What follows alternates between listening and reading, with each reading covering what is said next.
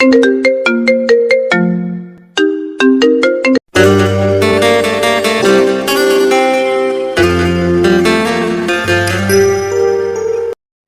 নতুন ভালোবাসার গল্প পেতে আমাদের চ্যানেলটি সাবস্ক্রাইব করে পাশে থাকা বেল আইকনে ক্লিক করুন।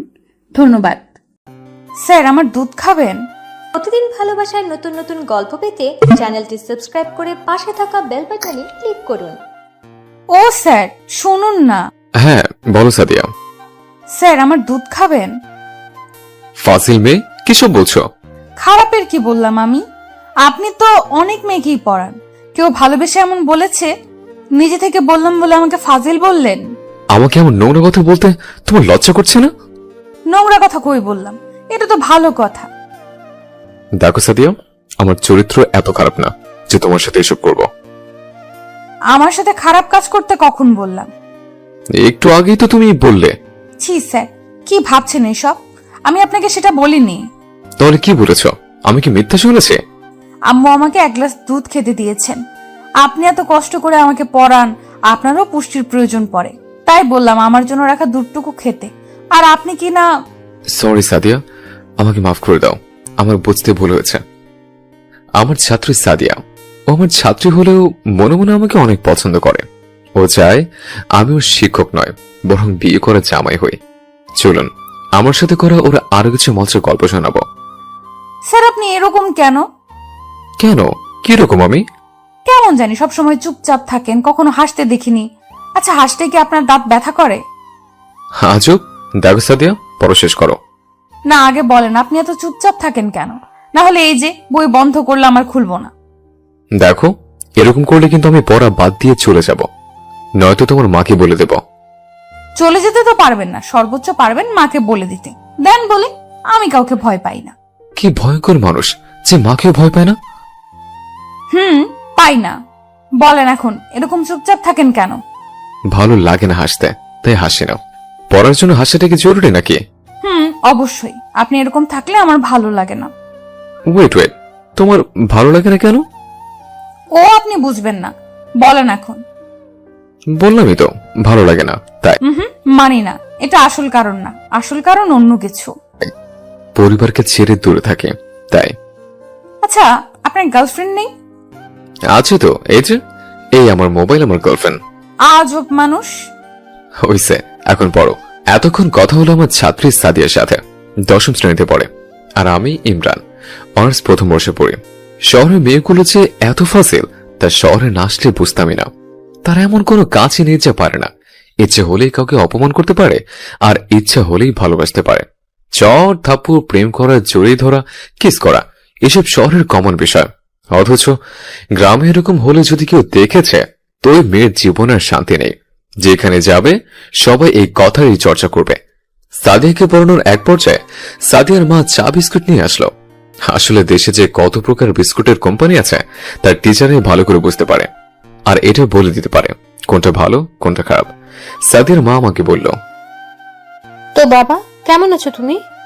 আলহামদুলিল্লাহ ভালো আছি আন্টি, আপনি? আমিও ভালো। সাদিয়ার পড়াশোনা কিরকম চলতেছে এখন?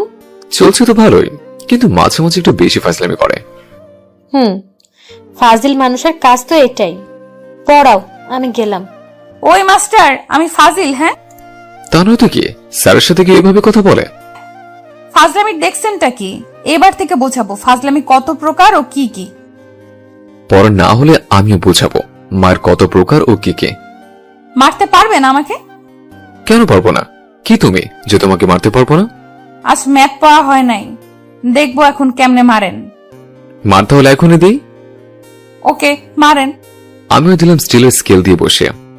পড়ার সাথে কোনো খাতির নাই, মারার জন্য মুখটা গোমরা করে বসে আছে। হয়তো ভেবেছে আমি মারতে পারবো না। এরপর বাকি পড়া শেষ করে বাসায় আসলাম। বাসায় একটা সিঙ্গেল রুম নিয়ে থাকি। আসলে মেসের খাবার আর এক রুমে 2-3 জন থাকাটা আমার কাছে অস্বস্তি লাগে, তাই একাই থাকি। কোনো বেলায় খাই, কোনো বেলায় খাই না, তারপরও বেশ ভালোই আছে। এরপর রাতে খেয়ে নিজের পড়া পড়তেছে, এমন সময় ছাত্রীর ফোন। হ্যালো, আসসালামু আলাইকুম। ওয়ালাইকুম আসসালাম। এত জোরে মারতে পারলেন? হাতটা একবারও কাঁপলো না? বারে, মারতে গেলে হাত কাঁপে নাকি আবার? কাঁপেই তো। ইস, কি শক্তি দিয়েই না মারছেন।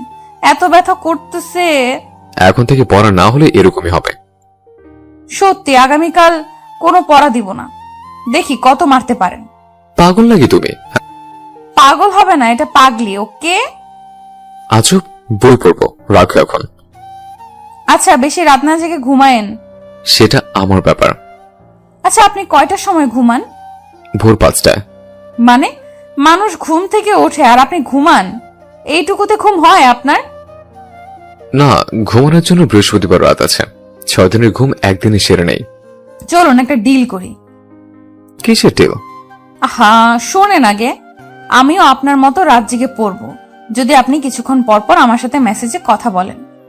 সামলাতে পারবো না তুমি, তাই বাদ দাও, ঘুমো গিয়ে এখন। 1-2 দিন জেগে দেখি পারি কিনা। আচ্ছা, আজ ঘুমাও, কাল থেকে জাগিও। ওকে, গুড নাইট। আমি কিছু না বলে ফোন কেটে দিলাম। ছাত্রীর সাথে এত ভাব ঠিক না। পরের দিন সকালে আরেকটা প্রাইভেট আছে, ওটা শেষ করে ভার্সিটি যাচ্ছে। এমন সময় রাস্তায় আবার ওই ফাসিলমের সাথে দেখা। আরে আরে মাস্টার সাহেব যে, কোথায় যাচ্ছেন? ভার্সিটিতে। তুমি? স্কুলে। চলেন একসাথে যাই। না, তুমি আগে যাও, আমি পরে যাই। কেন, সাথে গেলে কি হবে? মানুষ অন্য কিছু ভাববে। ভাবলো তো কি হইল? কিছু হলো, যাও তুমি। দোস্ত, তোর স্যারটা কিন্তু সেই। নাম্বারটা দিবি প্লিজ, প্রেম করব। দিব দিব কি নাম্বারটা? ধ্যাত, যাও তো তোমরা। আসলে তোর স্যারটা অনেক কিউট, মুখটা গোমরা করে রাখে, যার জন্য আরো ভালো লাগে। হইছে হইছে, আমার স্যারকে নিয়ে আপনাকে গবেষণা করতে হবে না। স্কুলের লেট হচ্ছে, চলেন, নয়তো মাইট জুটবে। চল। এইভাবে ভার্সিটি, তারপর দুপুরে এসে রান্না, খাওয়া, ঘুম, এভাবেই বিকেলটা চলে যায়। আর সময় পেলে চলে যায় ছাদে কিছুটা সময় কাটানোর জন্য। আসলে আমার জনবহুল স্থান ভালো লাগে না, একাকী বেশ সুন্দর অনুভব করে। কতদিন হলো মা বাবা ভাইয়ের সাথে তেমন কথা হয়নি। ভাইয়া ফোন দেয়, প্রায় ফোন দিলে কেমন আছি না জিজ্ঞেস করে, মাঝে মাঝে টাকাও পাঠায়। এটা ভাববেন না আবার যে আমার বাবার টাকা নেই, অনেক টাকা আছে, কিন্তু আমাকে দেওয়ার মতো টাকা নেই। তাই নিজের খরচটা নিজে চালাই। বাসার সকলের এক কথা, সে কথা শুনতে শুনতে বোর হয়ে গেছে। বাবা মা প্রায় বলে যে আমার দ্বারা কিচ্ছু হবে না, আমি নাকি তাদের কুলাঙ্গার সন্তান। আমার পেছনে টাকা খরচ করলে নাকি তাদের টাকা নষ্ট হবে, তাই খরচও করে না। অথচ তারা জানে না যে তাদের ছেলেটা আজ দেশের নামকরা বিশ্ববিদ্যালয়ে পড়ে। যদিও বিশ্ববিদ্যালয় কি সেটাই তারা জানে না। তাদের সে কুলাঙ্গার ছেলে আজ নিজের জীবনের সাথে যুদ্ধ করতে শিখেছে। বিকেলের দিকে ঘুমাচ্ছে, এমন সময় বন্ধুর ফোন। হ্যাঁ দোস্ত, বল। বন্ধু, আজ ক্রিকেট ম্যাচ আছে, খেলতে পারবি কি? আচ্ছা, আসতেছি। আয়। এরপর ফ্রেশ হয়ে মাঠে চলে গেলাম। কিরে, খেলা শুরু হয়নি এখনো? না, তোর জন্য বসে আছি, টসে জিতছি, তুই ব্যাটিং এ যা। এরপর ব্যাটিং শেষ করে টার্গেট দিলাম। ফিল্ডিং এ নেমে বড় বড় মতো আমি কিপার। কিপিং করতে করতে ড্রাইভ দিতে গিয়ে হাতের কোনো অনেকটা ছিলে যায়। কথায় আছে না, যখন বিপদ আসে তখন সব দিক দিয়ে আসে।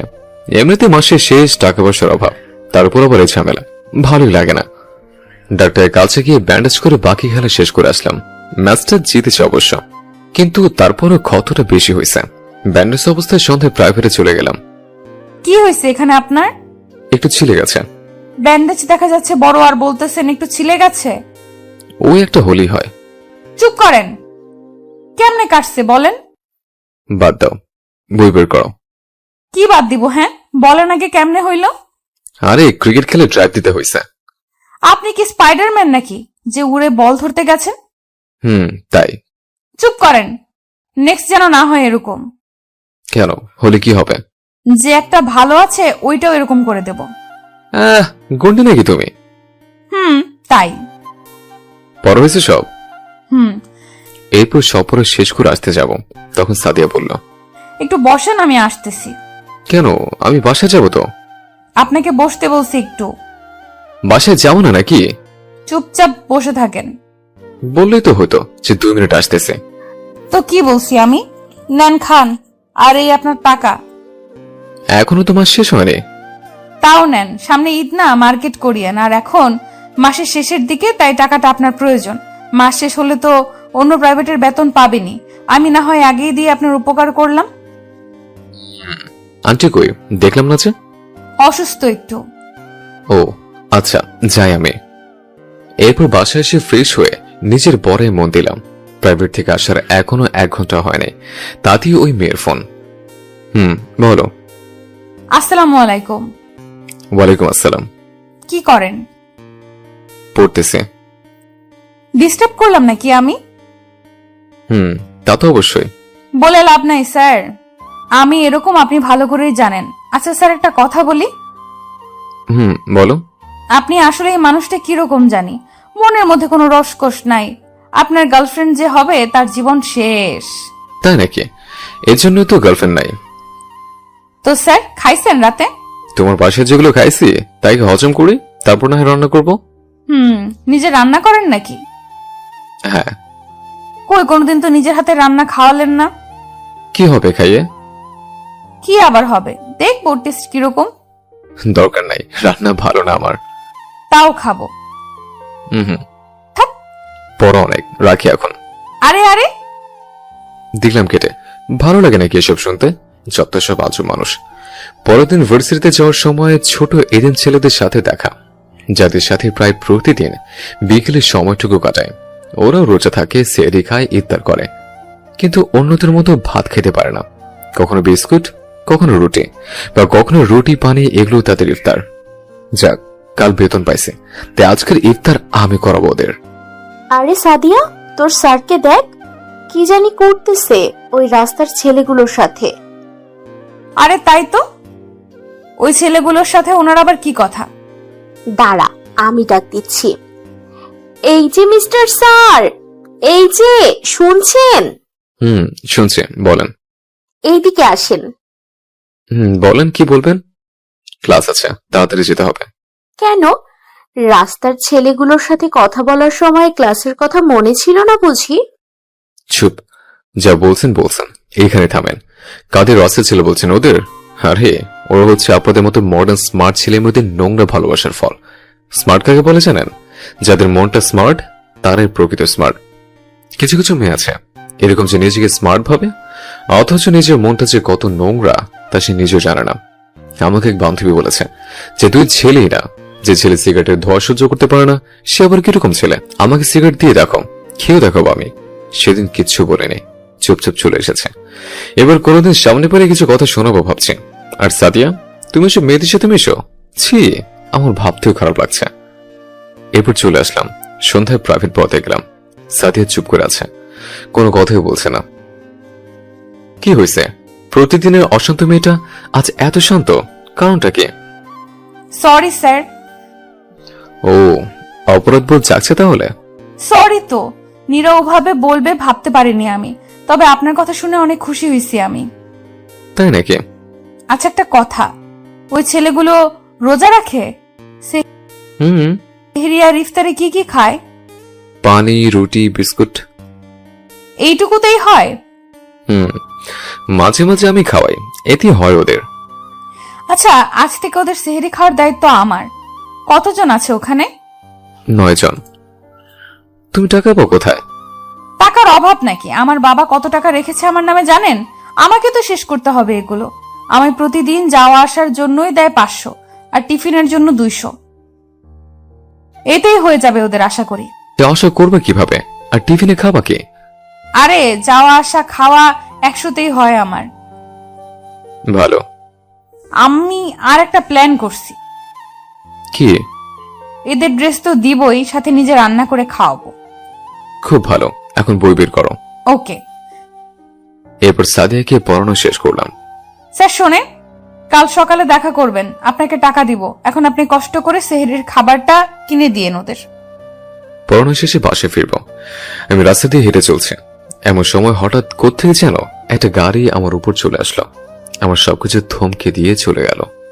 ভাবছেন আমার উপর অ্যাক্সিডেন্ট হলো নাকি? হয়েছে, তবে টুপকে যায়নি, অল্পের জন্য বেঁচে গেছে। এক বড় ভাই সে বাঁচিয়ে দিয়েছে, তবে মাথায় আর অন্য হাতটায় কেটে গেছে। আমার তো কলিজায় পানির পর্যন্ত শুকিয়ে গেছে। মানুষ গাড়ি চালানোর ব্যাপারে এরকম হয় কেন? তারা হয়তো ভুলে যায় তাদের একটা অ্যাক্সিডেন্ট মানুষের কত বড় একটা ক্ষতি করতে পারে, কত মানুষকে পঙ্গু করতে পারে, আর কত পরিবারকে নিঃস্ব করে দেয়, কত মায়ের বুক খালি করে দেয়। যাই হোক, গল্পে ফিরে রাতে সাদিয়া কল দিল। হ্যালো, আসসালামু আলাইকুম। ওয়ালাইকুম আসসালাম। কেমন আছেন স্যার? অ্যাক্সিডেন্ট করে হাত ভাঙছে। বলেন, কিভাবে কি হলো? তোমার বাসা দেখে আসার সময় হয়েছে, অল্প তো মরে নেই, বেঁচে আছে। আল্লাহ বাঁচাইছে। হুম। খাইছেন রাতে? না, এরকম হাতে রান্না করতে ইচ্ছা করছে না। ও, তাহলে খাবেন না আজ? না, এরকম। ওকে, আমিও খাবো না। দেখো, বেশি বেশি হচ্ছে কিন্তু। তুমি খাবা না কেন? আমি কি লাগে তোমার, হ্যাঁ? আপনি আমার... চুপ, একদম চুপ। বেশি পাকামো করো না। আমি তোমার স্যার, এটা মাথায় রাখিও। কেন, স্যাররা কি প্রেম করে না? এই জন্য গার্ডিয়ানের ব্যাচেলর টিচার নিতে চায় না। দেখো সাদিয়া, তুমি ধনির দুলালি, আর আমি? প্লিজ, এসব করতে আসলে আমি প্রাইভেট ছাড়তে বাধ্য হব। আর তুমি ভালো করেই জানো তোমার প্রাইভেটটা আমার জন্য কতটা ইম্পর্ট্যান্ট। সরি স্যার, আর বলবো না। কিন্তু আপনিই তো বলছেন যে স্যার আর ছাত্রের মাঝে একটা বন্ধুত্বের সৃষ্টি হলে পড়াশোনা আরো ভালো হয়। আমি তো ফ্রেন্ড হতে পারি। ফাসিল মেয়ে, কথার প্যাচে তো ভালোই ফাঁসাতে পারো। খেয়ে নেন না। রান্না না করলে কি খাবো? সিঁড়িতে কি খাবেন? সেটাও হয়তো খাওয়া হবে না। আমি টাকা পাঠাচ্ছি, ওই বাচ্চাদের সেহরির খাবার আর আপনার সেহরির খাবার কিনে এরপর ওদের দিবেন, আর আপনি খেয়ে আসবেন। ওদের দিবা মানলাম, বাট আমারটা কেন? ওই যে বন্ধু। দেখ, স্যার ছাত্রী বন্ধু হয় নাকি, হ্যাঁ? হয়, ওটা আপনার বোঝা লাগবে না। এইটা বড় ফোনে 1000 টাকা চলে এসেছে।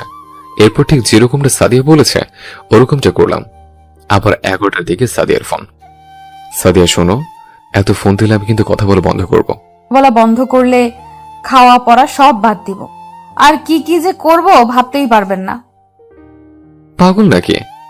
না, আমি পাগলি। খাইছেন আপনি? হুম। ওকে, ঘুমান। Good night. না, আমি সেহরি খেয়ে ঘুমাই। কেন? পড়া আছে তাই। ওকে, পড়েন। এইভাবে সেদিন রাতটা চলে গেল। সকালে আর ওই প্রাইভেট বা ভার্সিটিতে গেলাম না, তাই দেখাও হয়নি সাদিয়ার সাথে। ভালোই হয়েছে, না হলে যে ফাসিল মেয়ে কি বলে ঠিক নাই। আরে, ফাসিল মেয়েটার বন্ধুদের নিয়ে সোজা আমার বাসায় চলে আসছে। আরে, তোমরা এখানে কেন? আসলে স্যার, সমস্যা হয়েছে একটা। আমার বান্ধবী সেদিনের কথায় বেশ অনুতপ্ত, তাই সরি বলতে এসেছে। তার দরকার নেই। স্যার প্লিজ কিছু মনে করবেন না, আসলে আমি ওরকম পরিবেশে বড় হই নাই, তাই বুঝিও না। সবসময় নিজের মাঝে একটা অহংকার অহংকার ভাব থাকতো। প্লিজ কিছু মনে করিয়েন না, প্লিজ। ওকে, ঠিক আছে। স্যার, এই অবস্থায় কিন্তু সেই লাগছে আপনাকে। ফাজলামো করো, যাও স্কুলে যাও। স্যার, ফাজলামো না, সত্যি। হয়েছে, যাও তুমি। এরপর ওরা চলে গেল, আর আমি ইফতার করে গেলাম প্রাইভেটে। আমি তো ভাবছি আপনি আসবেন না আজ। আসতাম না, কিন্তু ব্যথা একটু কমে গেছে, তাই আসলাম। ও, কই কি করলাম আমি? ঢং করো, ব্যথা দিলে কেন? কই দিলাম? আন্টি, ও আন্টি। কি হয়েছে বাবা? আপনার মেয়েকে পড়াতে পারবো না আমি, আমার হাতে ব্যথা দেয়। ওই সাদিয়া, তুই দেখতেছিস ছেলেটা অসুস্থ, তারপরও তোর ফাজলামো যায় না? আরে মা, যাও তো তুমি। এমন করিস না, আমি গেলাম। দেখলেন, কিছুই বললো না আম্মু। ওই পায়ে মারো কেন? জানো না সিনিয়রদের শরীরে পালা গেলে পাপ হয়? ওকে, সরি, আর করব না। আচ্ছা, একটা কথা বলেন তো, আপনার এত সমস্যা হয় কেন? যেখানেই যান সেখানেই সমস্যা বাঁধিয়ে নিয়ে আসেন। দেখে শুনে চলতে পারেন না? না, পারি না। হয়েছে, মেয়েটা সবসময় একটু বেশি বেশি করে। আমি ছোট বাচ্চা না যে কিছু বুঝবো না। বেশি বাড়াবাড়ি করলে প্রাইভেটে ছেড়ে দেব। পরের দিন ইউনিভার্সিটি যাচ্ছে, আবার ওর সাথে দেখা। আরে স্যার, এত তাড়াতাড়ি যাচ্ছেন কেন? ভয় পান নাকি আমায়? ফাজিলদের থেকে দূরে থাকে ভালো। তার মানে ভয় পান? হয়েছে, যাই এখন আমি। আরে স্যার, দাঁড়ান না, একসাথে যাই নাকি আগে গিয়ে সামনের গেটে বসার ধান্দা? চুপ করো, তোমার সাথে যাবো কেন আমি, হ্যাঁ? দেখো সাথে আবার বলতেছে, সবকিছুর একটা লিমিট আছে। স্যার, একটা কথা বলবো? হুম। শুধু আজ একটু সময় দিবেন আমাকে, 20টা মিনিট, আর কখনো বিরক্ত করব না। বাহ, ভালোই তো, তবে শুধু 20 মিনিট। ওকে, চলেন ওইদিকে যাই, একটা ফাঁকা জায়গা। স্যার আপনার মাঝে কি আছে জানি না, তবে আপনার নীরবতা, আপনার নিশ্চুপ থাকা, আপনার একাকিত্বের প্রেমে পড়ে গেছি আমি। প্লিজ আমাকে ভুল বুঝবেন না, আর যা কিছুই হোক প্রাইভেটটা বাদ দিয়েন না। এটা আমার লাস্ট রিকোয়েস্ট। কি পাইছো তুমি? হ্যাঁ, তুমি বললে না আমি রাজি হব? আর তোমার স্ট্যাটাস দেখো আর আমার স্ট্যাটাস দেখো। তোমার যোগ্য আমি না, আর কখনো বিরক্ত করবা না। আর অনেকবার বলছে, এখনো বলছে, সবকিছুর একটা লিমিট থাকে। আজ যেটা করছো আমি কখনো এসব ভাবতেও পারিনি। এমন ফাঁকা স্থানে এনেছে তোমাকে আমার স্টুডেন্ট বলতেও খারাপ লাগছে। পড়ালেখা বাদ দিয়ে এসব শিখেছে তোমাকে? মানছি এই সময় মানুষ প্রেমে পড়ে, কিন্তু তুমি কিনা শেষ পর্যন্ত নেক্সট টাইম যেন এরকম না হয়। আর এসব কথা মুখে আসলে আমি প্রাইভেটটা ছেড়ে দেব। স্যার জানেন, কেউ কখনো আমায় এত জোরে মারেনি। আমি শুধু আমার ভালোবাসাটা প্রকাশ করেছি, এর বেশি কিছু না। জানেন স্যার, আজ পর্যন্ত কত প্রপোজ পেয়েছি, কিন্তু কারোটা গ্রহণ করিনি। আমার ইচ্ছে ছিল বাবার টাকায় চলা ছেলে না, বরং যে নিজের টাকায় চলে আমি তাকেই গ্রহণ করব। প্রতিদিন যখন আপনি প্রাইভেট পড়াতে যান তখন মনে মনে দোয়া করি, আল্লাহ স্যার যেন আজ একটু বেশি সময় পড়ায়। সকাল হলে ভাবি যে কখন 9টা বাজবে আর আপনার দেখা পাবো। ভালো থাকবেন স্যার, কিছু ভুল বললে ক্ষমা করবেন। যার যা ইচ্ছা করুক, তাতে আমার কি? আমি আমার মতো কারো কথা শোনার টাইম নাই। রাতে প্রাইভেট পড়াতে গেলাম, পড়ালাম আর চলে আসলাম। বেশ ভালোই হয়েছে কথাগুলো বলে। এতদিন শত পড়ার পরও ফাজলামিটা ছিল, কিন্তু আজ পড়ার বাইরে একটা কথাও বলে নাই। এরকমই তো দরকার। এইভাবে আস্তে আস্তে ঈদও চলে আসে, আর আমিও প্রাইভেট বন্ধ দিয়ে দেই, কিন্তু পাশে যায় না। কি হবে সেখানে গিয়ে? আবার সেসব কথা শুনতে হবে। মনে পড়ে ছোটবেলার কথা। ঈদের দিনে বাবা ভাইয়েদের নিয়ে লাচ্ছা সামাই খেয়ে তাদের নিয়ে মসজিদে যেত, কিন্তু আমাকে একা একা যেতে হতো। কোন ঈদে খাইতাম, আবার কোন ঈদে পুকুর পাড়ে গিয়ে কাঁদতাম। জানি না কেন এমন করে। আমি কি আসলে তাদের সন্তান, নাকি অন্য কেউ? এসব ভেবে সমাধান খুঁজে পাই না। কালকে ঈদ, পুরো শহরটায় নতুন রঙে সেজেছে। শুধু সাজতে পারেনি কিছু এতিম ছেলে। বাসা থেকে ভাইয়া কল দিল। হ্যালো ভাইয়া। বাড়ি আসবি না? না ভাইয়া। কেন? চলে আয় বাসায়, আমি টাকা পাঠাচ্ছি। দরকার নেই ভাইয়া, যাব না আমি। ভাইরে, বছরের একটা দিন তাও দূরে থাকবি। 364 দিন তো আছে, একদিন কি আর এমন চলে যাবে? তাই বলে আসবি না? তুমি তো সবকিছু জানো। সরি ভাইয়া, ক্ষমা করে দিও। এইটুকু বলে ফোন কেটে দিলাম। আজ কেন জানি সাদিয়ার কথা মনে পড়ছে। আমাকে ভালোবাসে মানুষ পৃথিবীতে মনে হয় এই দুজনে, সাদিয়া আর ভাইয়া। মোবাইলটা বেজে চলছে, স্ক্রিনে স্পষ্ট করে নামটা ভেসে আছে। আসসালামু আলাইকুম আন্টি। ওয়ালাইকুম আসসালাম বাবা, তুমি গ্রামে গেছো কি? না আন্টি, শহরে আছে, বাসায় যাব না, সমস্যা আছে একটু। আচ্ছা, কাল নামাজ পড়ে আমাদের বাসায় চলে আসিও। আচ্ছা আন্টি। আসছো বাবা? হ্যাঁ আন্টি, ঈদ মোবারক। ঈদ মোবারক। সাদিয়া, তোর স্যার আসছে। আরে স্যার, কখন আসলেন? এই তো এখনই। ঈদ মোবারক স্যার। ঈদ মোবারক। তো স্যার, কিরকম কাটালেন ঈদ? কই কাটালাম, নামাজ তো পড়ে এখানে আসলাম। ও সরি, প্ল্যান নাই কোনো? না। বলেন কি, বছরে একটা দিন আসে আর সেটারও কোনো প্ল্যান নাই? আমার নাই। ওকে বসেন, আমি খাবার দিচ্ছি। এরপর খেয়ে বসে আছে। সাদিয়ার মা আমার পাশে এসে বলল, বাবা, আজকে যে কথাগুলো বলবো তুমি হয়তো কখনো আশা করনি যে আমি এসব বলবো, তাও বলাই লাগবে। সেই ছোট থেকে সাদিয়াকে দেখে আসতেছি। বর্তমান যেরকম আছে এরকম সাদিয়া আমি জীবনে আর কখনো দেখিনি। সব সময় ও একা একা থাকে। আসলে ওর ফাজলামিগুলো আমাদের কাছে ভালোবাসায় পরিণত হয়েছে। এখন একটুও ফাজলামি করে না। সত্যি বাবা, খুব কষ্ট হয়। হয়তো ভাবছো তোমায় বলছি কেন এসব, একটু পরে সব বুঝবা। আগে আমার কথাটা শোনো। জীবনে আজ পর্যন্ত যা কিছু ঘটেছে সব আমার সাথে শেয়ার করেছে। যা যা দরকার ওর আমার সব ওকে দেওয়ার চেষ্টা করেছি। কখনো কোনো আঁচড় লাগতে দেইনি। মেয়েটা না অনেক জেদি। কাল ওর বাবা ওকে মার্কেট করার জন্য টাকা দিলে ও সোজা না করে দেয়। পরে ওর কাছে ওর বাবা আমি দুজনে জানতে চাই যে কি হয়েছে ওর। কয়েকদিন থেকে ভালোভাবে কথা বলে না। একটা মাত্র মেয়ে সে, এরকম করে থাকলে কি ভালো লাগবে তুমি বলো? কিন্তু সে উল্টো বলে যে বেশি ফোর্স করলে নাকি সে খারাপ কিছু করতে বাধ্য হবে। সত্যি বাবা, ভাবতে পারিনি মেয়েটা এরকম একটা কথা বলবে। ওর বাবা কেঁদেই ফেলেছে ওই জায়গায়। বাবার কান্না দেখে মেয়েটাও কাঁদতে কাঁদতে রুমের ভিতর চলে গেছে। ঈদের আগের দিন এসব ভালো লাগে বলো? পরেও অবশ্য সব খুলে বলেছে আমাকে।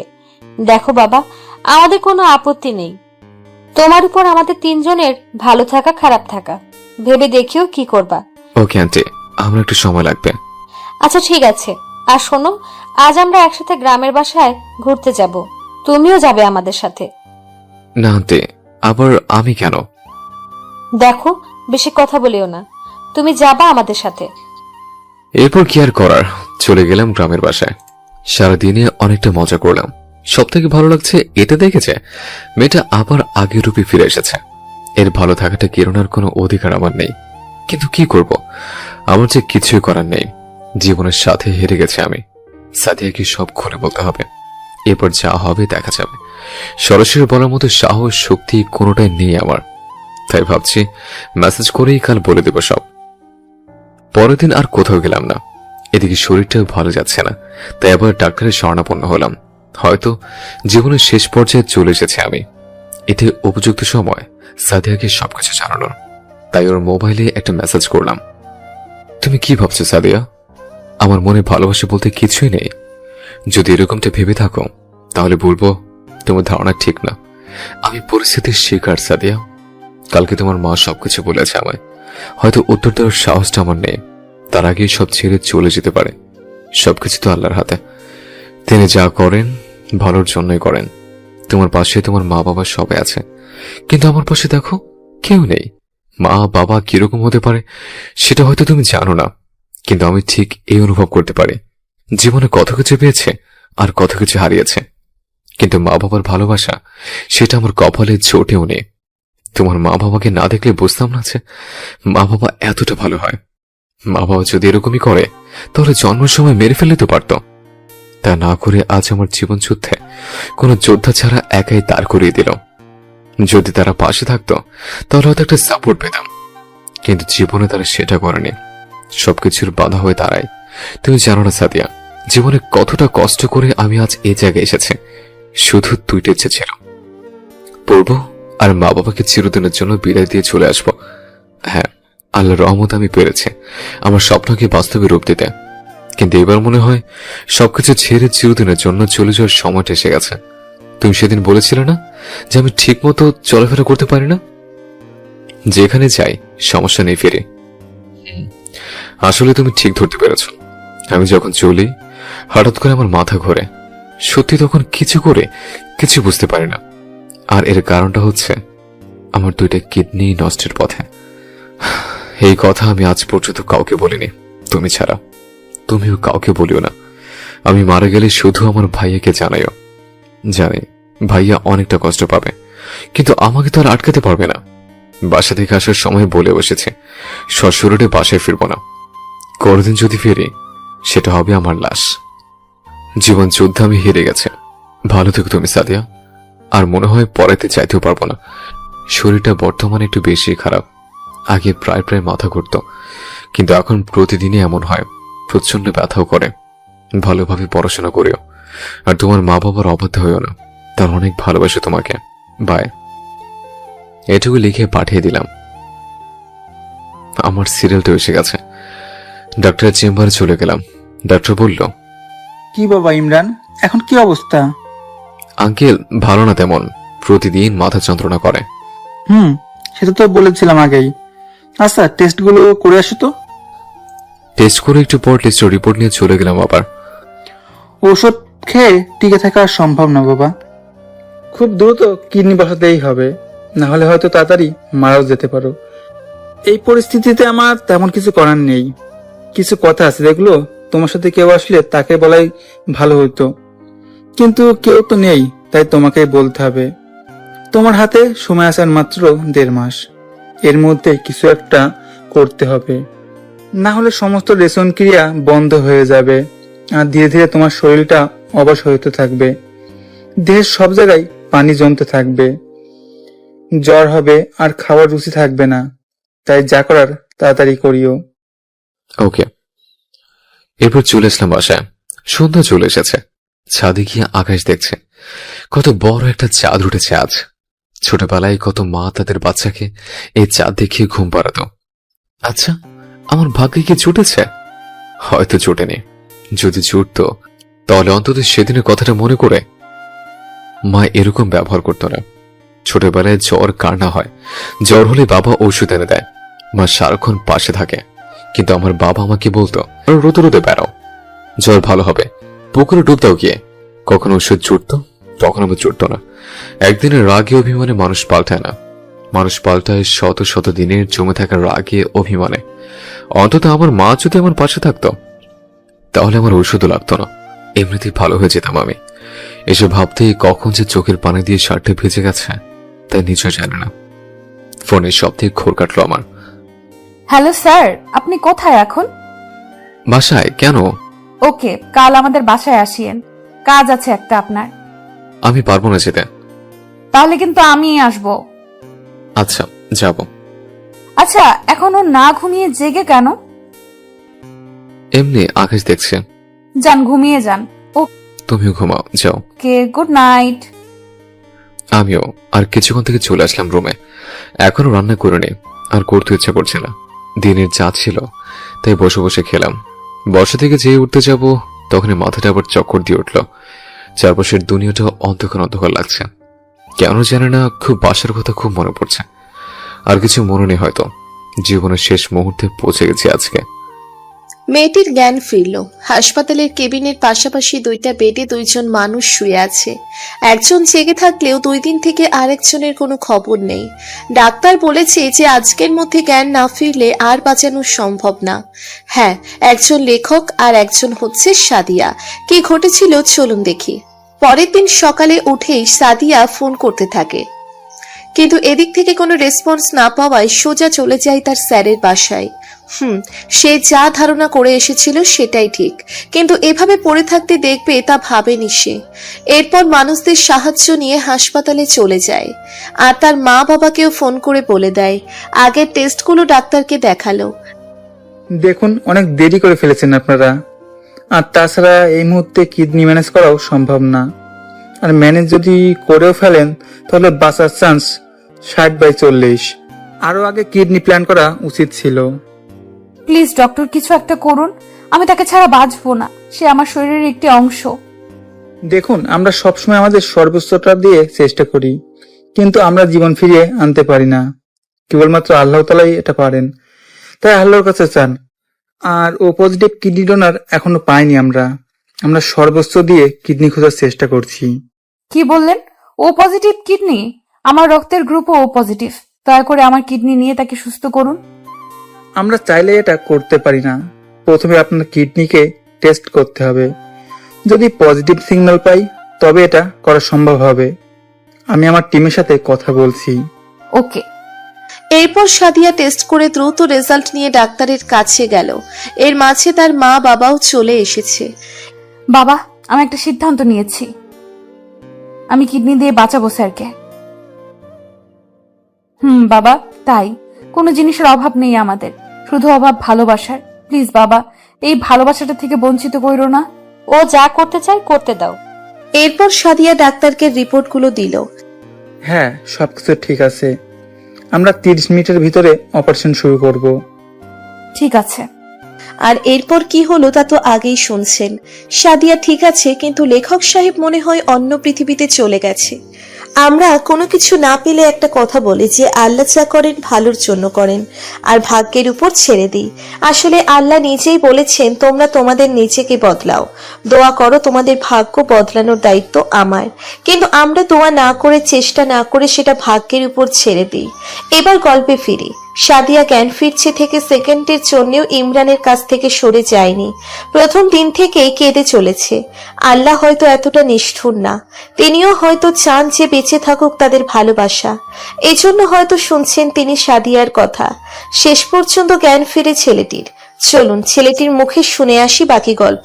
জ্ঞান ফেরার পর হঠাৎ নিজেকে আবিষ্কার করলাম হাসপাতালের বেডের মধ্যে।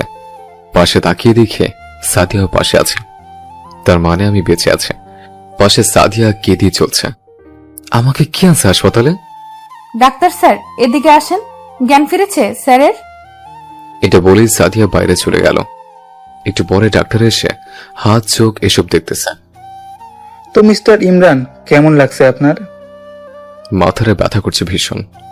আজ 4 দিন পর জ্ঞান ফিরলো আপনার, এটাই অনেক। আজ জ্ঞান না ফিরলে খুব বড় সমস্যা হতো, এটাই আলহামদুলিল্লাহ। হুম। আর আল্লাহ চাইছেন এজন্য আপনি বেঁচে আছেন। মিস সাদিয়ায় তার কিডনি দিয়ে হসপিটালের সমস্ত খরচ দিয়ে বাঁচিয়েছেন আপনাকে। থ্যাঙ্কস। একটা জীবনের মূল্য শুধু থ্যাঙ্কস? না, দরকার নেই আপনার থ্যাঙ্কসের। আপনার থ্যাঙ্কস আপনি খান। তোর কি চাও? আপনি ভালো করেই জানেন। আরে দিবই তো, আমার জীবনটাই তো তোমার জন্য। বলেই পেটে দিল একটা টোকা। ও মা গো, মারার জায়গা পেলে না, এখানে ফাজলামি তোমার। ফাজলামি তো চলবেই। এতদিন কি দেখছেন, সবে তো শুরু। এরপর আরেকদিন হাসপাতাল থেকে বাসায় চলে আসলাম। আমার বাসায় না, সাদিয়ার বাসায় যাচ্ছে। এই যে মিস্টার স্যার, আপনার ওষুধ খেয়ে নেন। রেখে পড়তে বসো, আমি খাবো এখন। না, পড়বো না। তাহলে ওষুধও খাবো না। ব্ল্যাকমেল তো ভালোই শিখছেন। জীবন বাঁচতে অনেক কিছু শিখতে হয়। এখন আমি পুরোপুরি সুস্থ আর সাদিয়ার বাসাতেই থাকি। ওকে পড়ানোর বিনিময়ে টাকা তো পাই, সাথে থাকা খাওয়া ফ্রি। আর টাকা লাগলে সাদিয়াকে বলি, ও দিয়ে দেয়। ওর টাকা পয়সা তো আর কম না। এই যে ম্যাডাম, হলো ওঠেন ঘুম থেকে, স্কুলে যেতে হবে। না, যাব না স্কুলে। কেন? এমনি ভালো লাগছে না। উঠবা নাকি পানি ঢালবো? ওকে, উঠছি। একটু পরে সাদিয়া রেডি হলো, আমিও রেডি হলাম ভার্সিটি যাওয়ার জন্য। আরে স্যার, আপনি এখানে?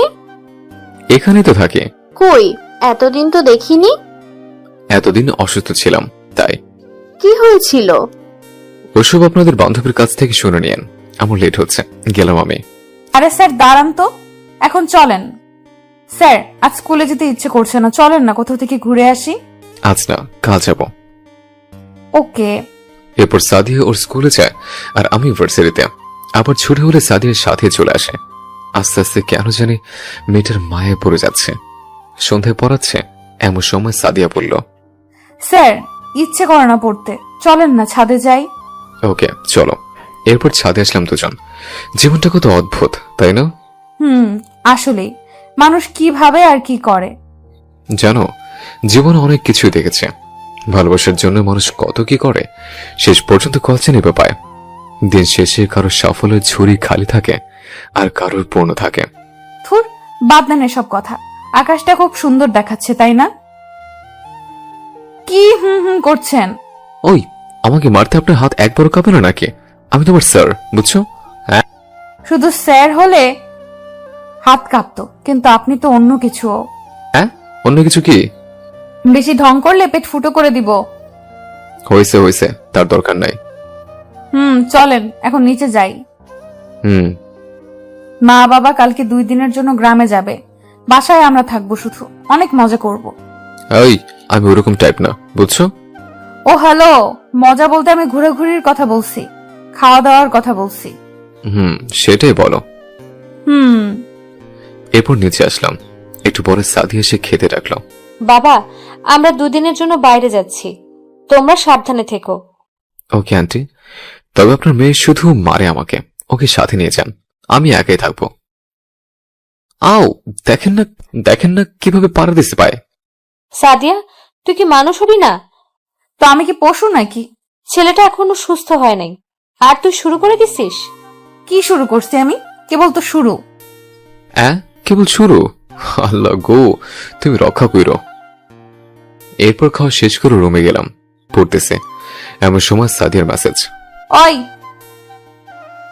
দেখো, কথা বলতে ইচ্ছে করলে সোজা আমার রুমে আসো। দেলের পাশ থেকে মেসেজ করে হুদে টাকা নষ্ট করার দরকার নেই। এত রাতে যাওয়া যাবে না, বুঝছেন স্যার? ঘুমান, গুড নাইট। পরের দিন সকাল হয়নি, ঘুমিয়ে আছে আর গন্ডিটা এসে চিল্লাচিল্লি শুরু করে দিছে। কি হয়েছে, চিল্লাও কেন? ইচ্ছে হয়েছে তাই। হ্যাঁ চুপ তো, সেজন্য সকালবেলা চিল্লাবা? ধ্যাত, ঘুমটা নষ্ট করে দিলা। এইটাই তো চাই আমি। ও, তাহলে ঘুম ভাঙানোর জন্য এত কিছু? এরপর ফ্রেশ হয়ে বাইরে আসলাম। আঙ্কেল আন্টি চলে গেছে ততক্ষণে। খাবার আছে কি ঘরে? হুম, আজ আপনি রান্না করবেন তাই আমি কিচ্ছু করিনি। আজব তো, অনেকদিন থেকে রান্না করে না, তাই ভুলে গেছে।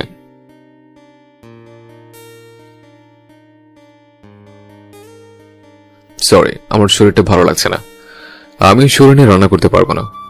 এসব বললে চলবে না স্যার, আমি আমার বন্ধুদেরও ডাকতেছি, সবাই আপনার হাতে রান্না খাবে। কি? দেখো সাদিয়া, সত্যি আমার শরীর খারাপ, আমি পারবো না এত সব রান্না করতে। না, মানছি না আমি। তাড়াতাড়ি শুরু করেন তো। কি আর করার, শুরু করলাম রান্না। একটু পর সাদিয়ার সব বান্ধবী চলে আসলো, সবাই বেশ প্রশংসা করলো। কিন্তু হঠাৎ কোত্থেকে যেন সাদিয়া এসে পেছন থেকে কোমরটা চেপে ধরলো। ঠিক যে জায়গায় ব্যথা, সেই জায়গাতেই ধরে। আমি ব্যথায় শুয়ে পড়ে মাটিতে। কোনো সারা শব্দ নেই দেখে সাদিয়া যেন খুব শক্ট হয়ে গেল। এই যে, কি হইল আপনার? ওঠেন, ওই ওঠেন না। কি হইল?